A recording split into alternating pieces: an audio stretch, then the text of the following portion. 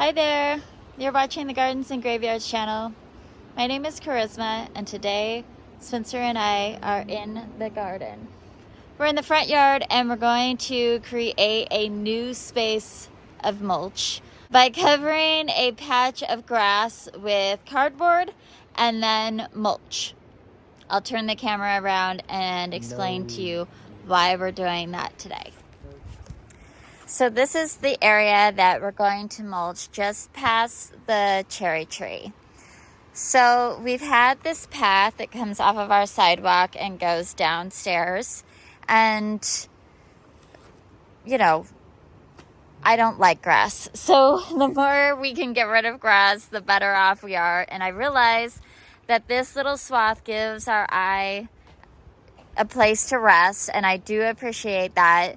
I would love to have ground cover all the way down this path that's just green, and that may be the goal in the end. But right now, our goal is to eliminate issues with our weeping cherry tree is getting quite wide, and it won't be long. It'll be by the end of this summer, it'll be covering this whole path. So mowing is becoming more difficult, and walking around it is fine, but using equipment like wheelbarrows and stuff are going to be less and less user-friendly as a path. So we'll be taking the path around this way and meeting down at the other end. So today I'm going to edge the grass to make sure that we don't have grass coming up over into the beds or aggressively crawling back over the mulch. Then we're going to lay down cardboard over the grass, just directly over the grass. We don't have to dig out the grass or anything. We just lay the cardboard down. It will kill the grass. Then we'll lay down mulch, and we're going to be using bagged mulch today to just cover this space. If we have enough mulch today, we'll do it. If we don't, we'll buy some more mulch this weekend and finish the project. But we weeded all of the strawberry ground cover out of here. What we're discovering is the strawberry ground cover, this is what I'm talking about, it is very successful as a ground cover. However, wherever we have bulbs and perennials that die back, the strawberry tends to suffocate them, strangle them out, and they don't come back as well as they would without a ground cover. So we're going to let the strawberry grow under shrubs and trees, but we're going to eliminate them from our flower beds. So we'll get this mulched under here. We'll get this space mulched, and we're just going to come to about here and go kind of at an angle like this.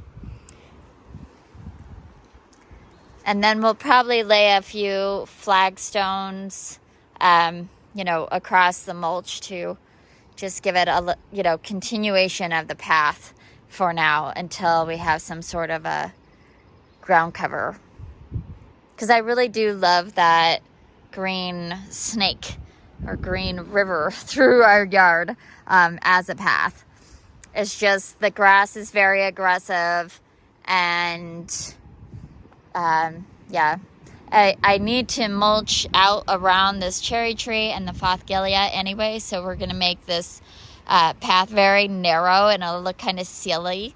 So I'd rather just get mulch all the way, marry these two beds, and then eventually we'll have a green ground cover of some sort that's fairly walkable, but maybe with some flagstones interspersed. So let's do it.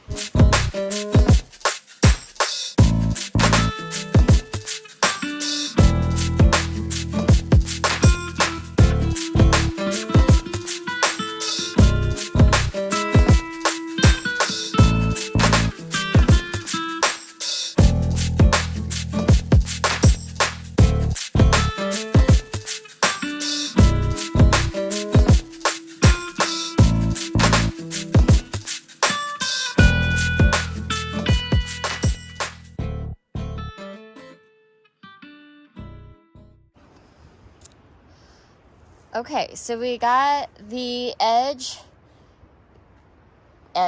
and pulled the grass out of there. It just gives this bed an opportunity to not have grass growing in it as the grass underneath the cardboard dies.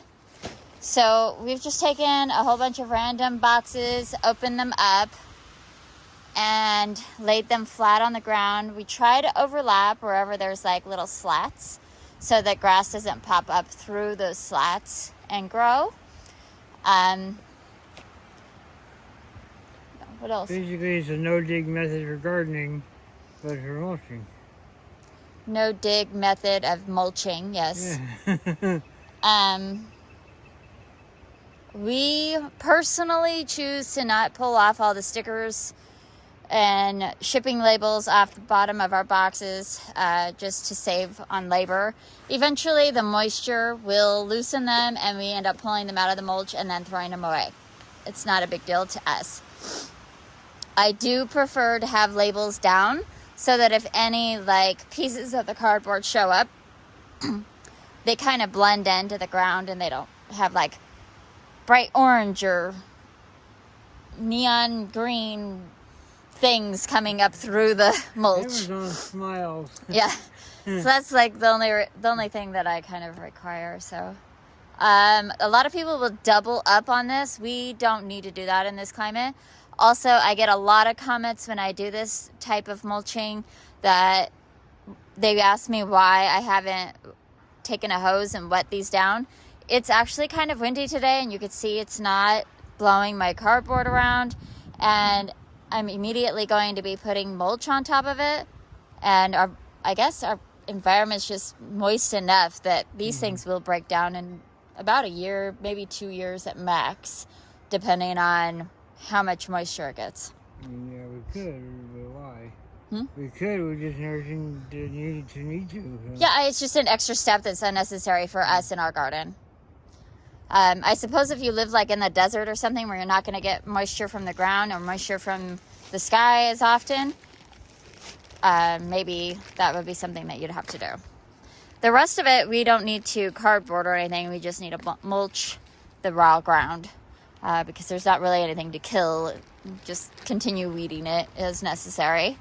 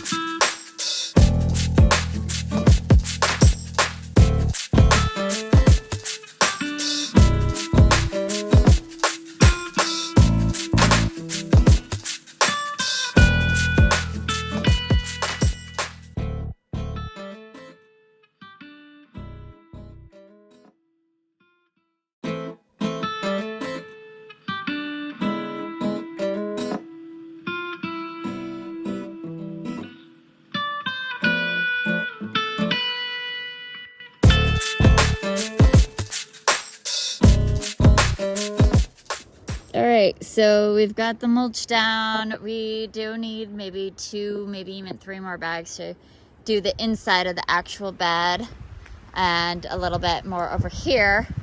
But I am happy with it. We raised our little bricks up a little bit, got all that cleaned up, and got the grass mulched. We will probably come through with compost around our trees and shrubs. So around the weeping cherry, around the fothigilia, around the rose, and around the lemon cypress, we'll probably put a good amount of compost and then just sort of fill in all the other gaps with mulch. We have a little bit more weeding to do in here. We've got strawberry along here, but then this side can just all be mulched. I don't think we need compost necessarily in there.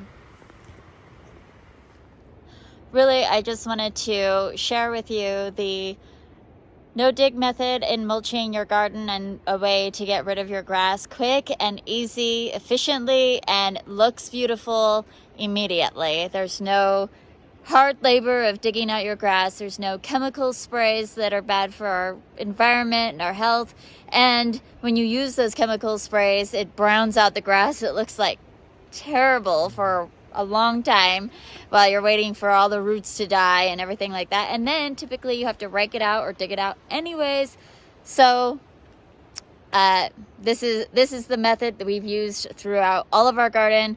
We've used it in gardens in the past and other houses, and we love it. It works really, really well. I did take off my sweater because it was a knit sweater and it was full.